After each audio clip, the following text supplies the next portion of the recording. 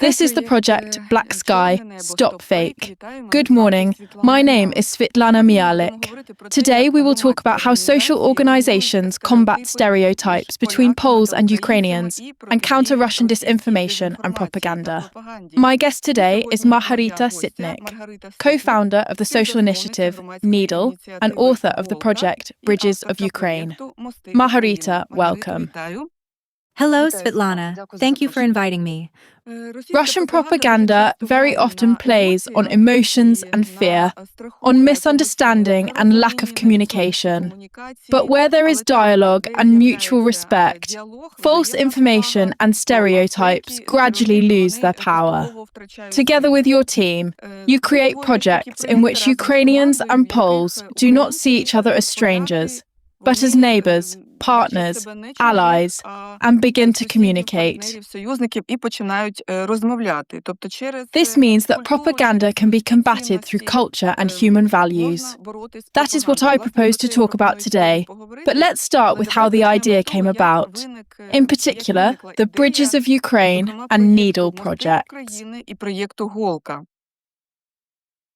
The idea to do something for Ukrainians abroad and to implement projects related to them came to me even before the full-scale invasion, because I was always concerned that Ukrainians living outside the country are perceived in Ukraine as those who left, forgot, and stopped loving Ukraine, as people unworthy of attention, or those who are only noticed during elections in Ukraine. Unfortunately, however, the full-scale invasion changed everything, and an urgent and very serious task arose: to maintain contact with Ukrainians abroad, with migrants and refugees who, as a result of this invasion, found themselves in various countries in Europe and around the world. That is why we created the Bridges of Ukraine project to develop a model: how we can maintain contact and how to preserve the identity of Ukrainians abroad. We have been searching for and crystallizing this model for almost a year. Recently, however, we have realized that we need to focus on combating disinformation because Ukrainians living in various European countries, including Poland and Italy, as well as in the United States, are facing a huge wave of disinformation. This is the #1 problem that hinders their activities and creates many obstacles to strengthening Ukraine's voice. That is why we are currently focusing on how Ukrainians abroad can counteract disinformation, how the state can help them in this, and how they can do this together with the state. Please tell us, what are the most common stereotypes in relations between Ukrainians and Poles in Poland that you are currently observing? These are probably social issues, because Russian propagandists focus primarily on those problems that resonate most strongly with society. Even after 3 years, these issues have not changed much. First of all, there are queues in schools and kindergartens, and secondly, there are queues in hospitals.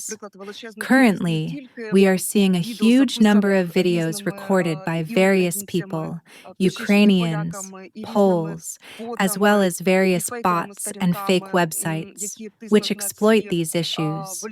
We also see numerous videos created using artificial intelligence.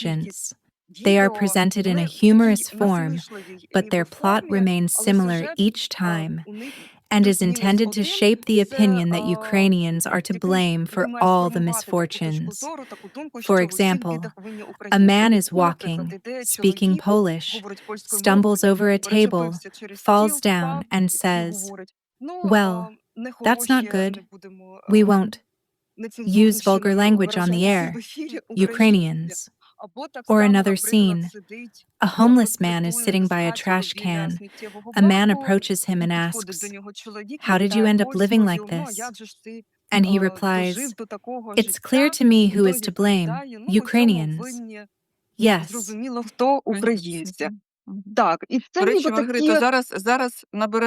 And this, unfortunately, is now gaining considerable popularity on social media, on TikTok, Facebook, and Reels. I can clearly see that this is a deliberate action. For example, there is a thread, I don't know if you've seen it yet, about medical care. It's about a scene where a Pole goes to a doctor in a Polish hospital and is told to wait about 6 months. However, on his way out, he sees a group of Ukrainian soldiers who walk in and are seen without having to wait in line on the very same day. And he says, "What? I'm Polish. Why am I being treated as an afterthought? I need medical help too." I see how this narrative is deliberately spread across all social media, provoking a lot of angry comments. But is anyone checking the original source of this information? Just yesterday, someone sent it to me. I was following this issue on social media. There is a message there that Ukrainian soldiers in Poland allegedly have priority over Poles themselves. What do you think about this? Мають пріоритетне ставлення, ніж самі поляки. От що ти про це скажеш? Власне, це підхопили, значить, Actually, we've already picked up on this narrative that Ukraine is dragging Poland into the war, which is something we absolutely don't want to see. I've even heard from several of your friends living in Poland that Poles don't really want to see soldiers with PTSD in their country because Poland is at peace. Russia is currently spreading this narrative about dragging not only Poland, but also other European countries into war. These soldiers are a clear signal that this is already happening. In other words, we are dealing with an old story in a new, reworked version, adapted to the current reality. This is how Russian propaganda works. It very quickly picks up on all kinds of messages, social moods, and negative emotions that may arise for any reason. For example, they exploit historical issues, controversial and painful in Polish-Ukrainian relations, as well as military and social topics. Then they spread such messages in waves. This is a perfect example of how it looks at the current stage of history. Як це відбувається в даній точці історичній. I know that you and your colleagues recently participated in the Donbass Media Forum and discussed these topics there. What issues did you raise? Did you try to analyse and compare public attitudes and propaganda from 2022, that is, from the start of the full-scale war, especially in the context of relations between Ukraine and Poland, with the current situation? And why has this situation changed? Has it deteriorated to such an extent that concrete action needs to be taken now?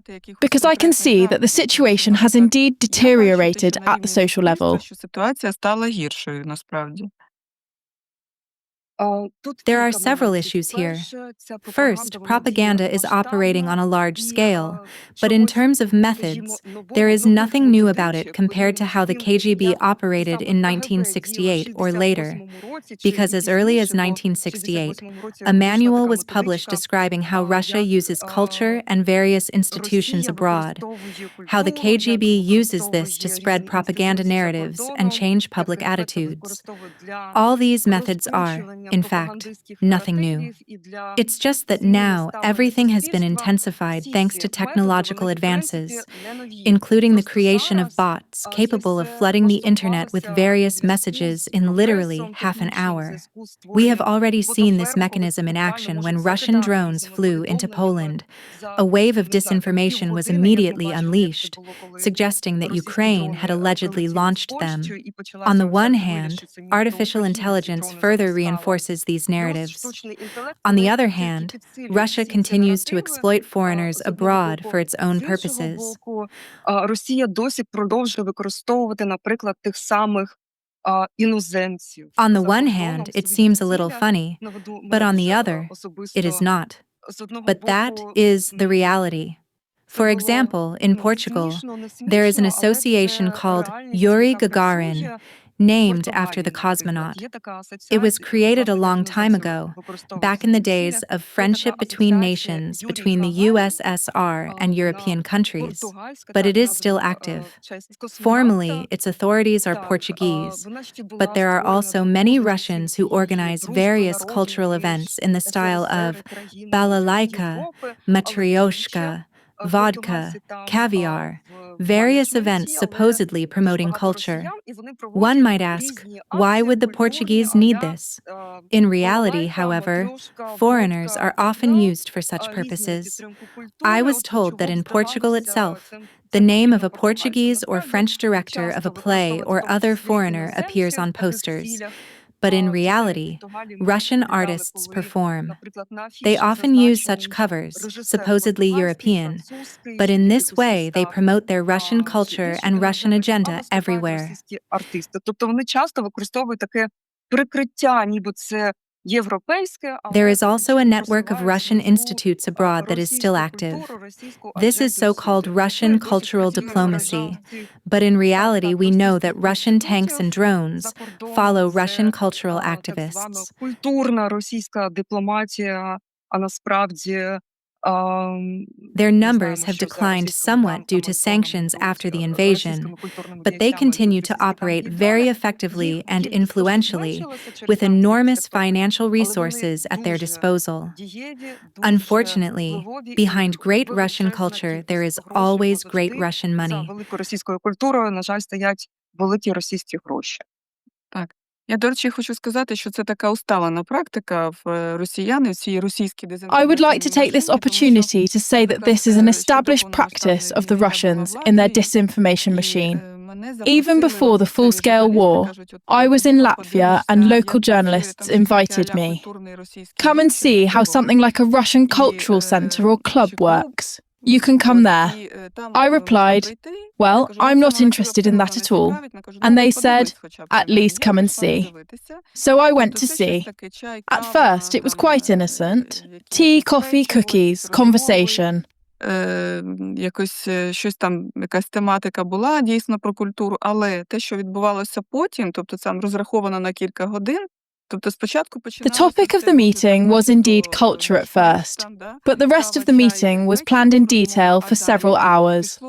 After a while, they began to directly impose narratives, completely deliberately, point by point, on specific topics. I just couldn't take it anymore, because I can see what's going on.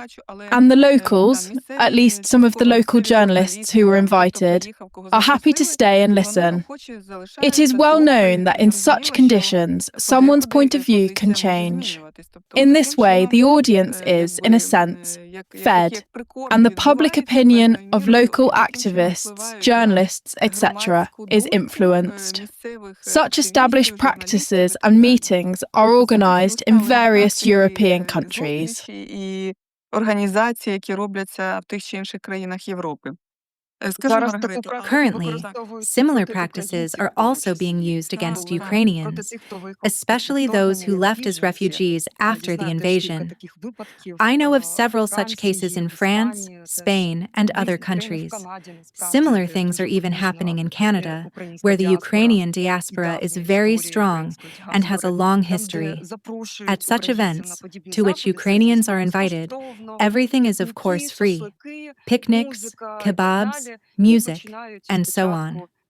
First, the atmosphere is relaxed with conversation, and then, as you say, they begin to promote their own messages and observe people's reactions.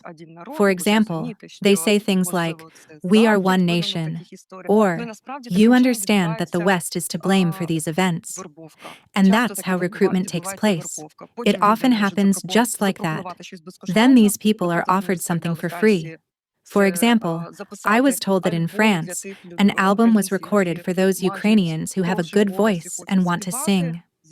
Of course, refugees who left because of the invasion also want to fulfill themselves. Such an offer is attractive to them, but it comes from the Russians, who will then use it 100% for their own purposes, unfortunately. Yes, indeed. Because who would refuse help, especially if they are a creative person, right? I also see something else. Very strong actions by the Russian disinformation machine, which, apart from stirring up anti-Ukrainian sentiments in Europe, including Poland, are specifically targeting the division between Ukrainian war refugees and those who remained in the country. They are trying to create a rift between those who stayed and those who left. And I often see Polish scientists and journalists taking up this topic as well. Perhaps they are not doing so with the intention of fueling Russian propaganda, but rather in response to certain reports or information. However, in this way, as it turns out, they reinforce Russian propaganda and disinformation. They contribute to perpetuating these differences, widening the gap. This gap may indeed exist, but their actions are deepening it. How do you perceive the situation today? I am referring to the relations between Ukrainians who remained in Ukraine and those who left. Як ти бачиш зараз цю ситуацію, тобто To what extent has this mutual misunderstanding intensified? Or is everything okay? Does the majority of society understand and accept the situation, simply waiting for the return of Ukrainian war refugees? І чекає просто на повернення українських воєнних мігрантів. I would say that in Ukraine right now, everyone is mainly focused on how to survive here and when this war will finally end, because there is a real sense of exhaustion and stress. For example, my family lives in Sumy, a city that is under constant shelling. The Sumy region is, unfortunately, a testing ground for all existing Russian drones.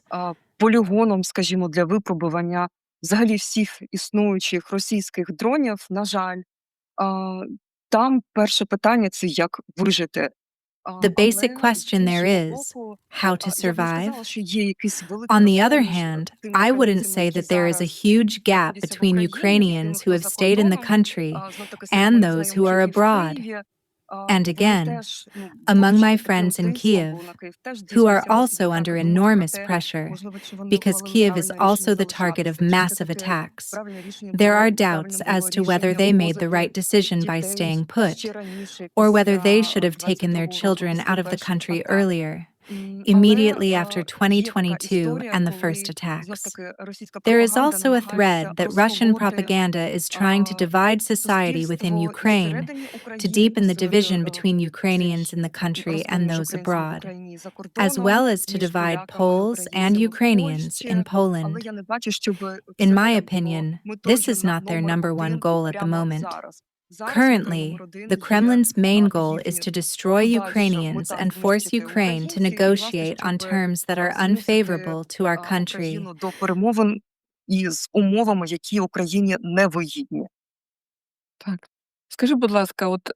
Please tell us about the projects implemented as part of the Needle and Bridges of Ukraine initiatives. Які з них найбільше, скажімо так, спрямовані на те, аби вплинути, Which of them are most focused on counteracting Russian disinformation and propaganda about Ukraine and Ukrainians, both those who remained and those who left? Українців, які лишились, українців, які виїхали.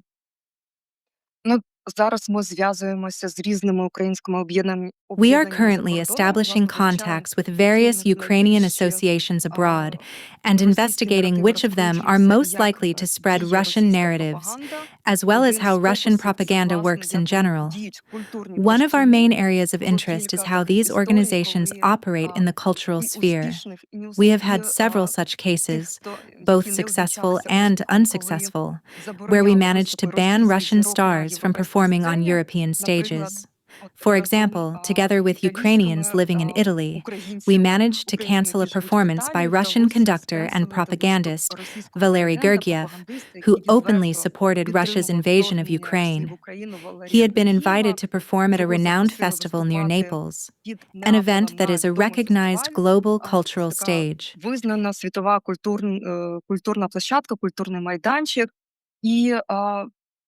Gergiev had not performed in Europe for almost 3 years, so this concert would have set a very unpleasant precedent. It would have opened Pandora's box for performances by other so-called cultural figures from Russia.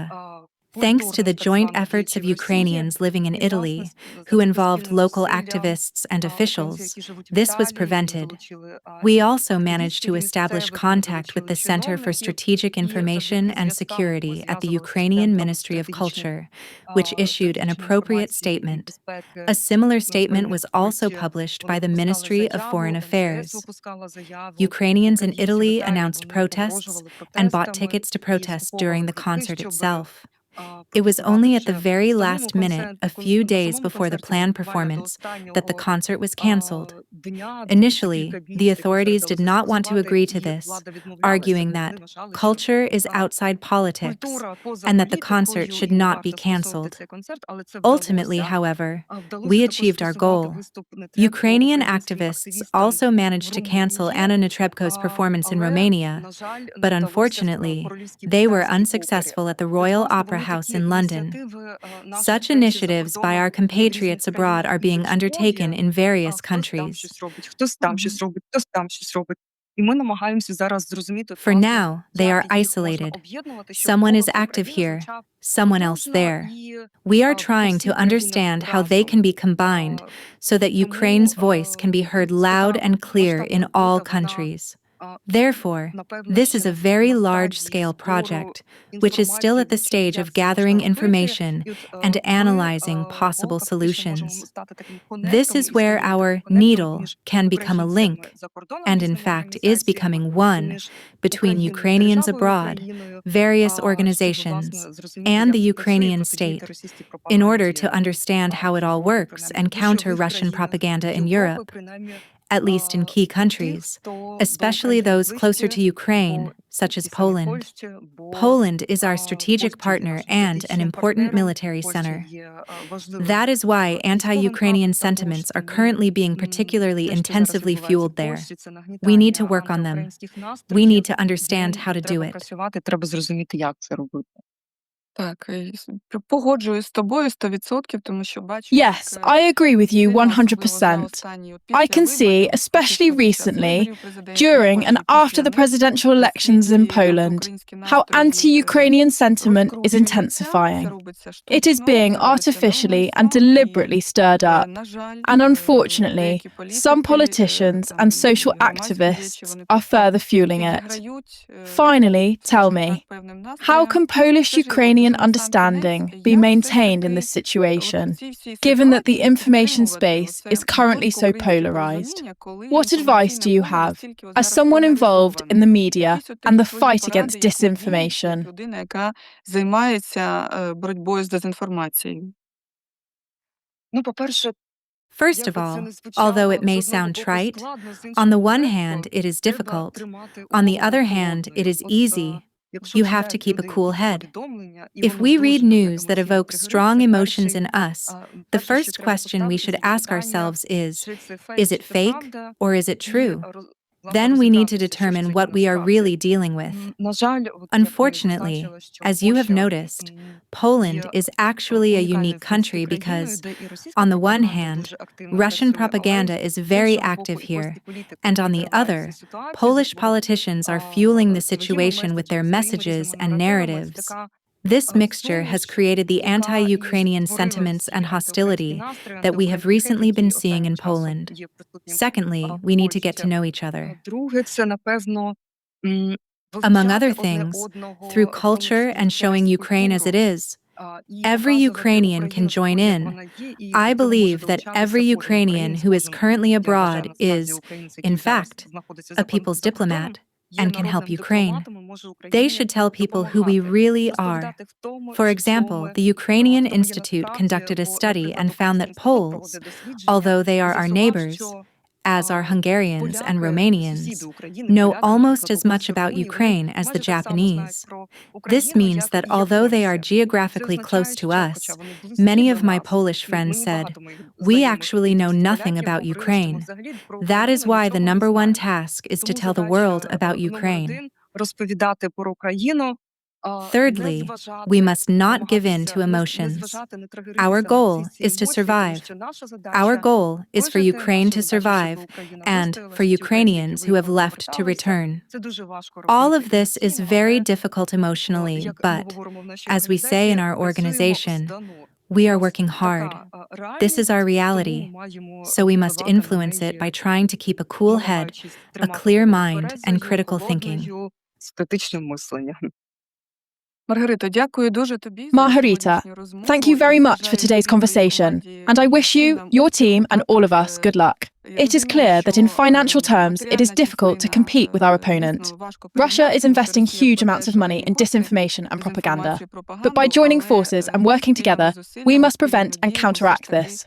Let me маємо remind you that запобігати, Margarita маємо Sytnik, протидіяти. co-founder of Нагадаю, the що social Маргарита initiative Sytnik, Needle співзасновниця and author of the громадської project ініціативи Bridges of Golka Ukraine, і was a авторка guest on проєкту today's «Мости programme, України», Black Sky. була, сьогодні Stop гостею Fake. програми We talked «Чорне about how небо. social Стоп фейк». organizations Ми and говорили про те, activists як are breaking громадські down організації, stereotypes активісти between Poles and руйнують Ukrainians стереотипи and counteracting між Russian поляками, disinformation українцями and і propaganda. протидіють російській Svitlana дезінформації Myalik was та with you. пропаганді. See you З soon. вами була Thank you. Світлана Мялик. На все добре.